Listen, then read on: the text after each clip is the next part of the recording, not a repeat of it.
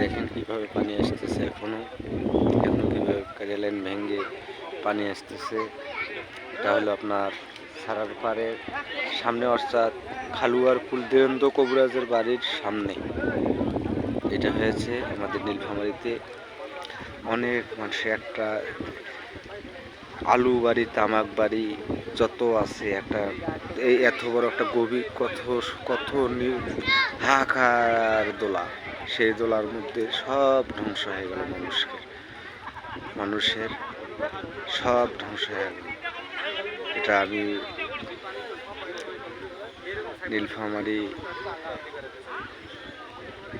সবাইকে আমি রিকোয়েস্ট করতেছি, সবাই মিলে এটা একটু চোখ থেকে, যারা যারা ক্ষেত নষ্ট হয়েছে তাদের পাশে একটু চোখ থেকে দেখবেন।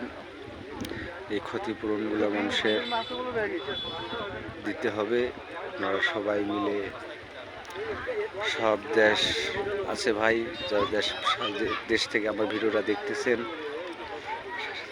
বেশি বেশি করে লাইক কমেন্ট শেয়ার করবেন।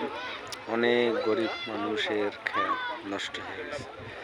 এই যে দেখেন আলু বাড়ি,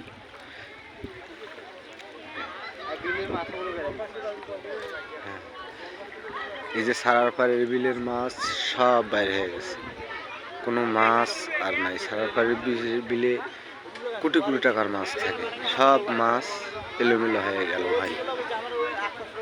তো মাছটা বড় জিনিস না, মানুষের আলু তামাক সব নষ্ট হয়ে গেল। আসসালামু আলাইকুম।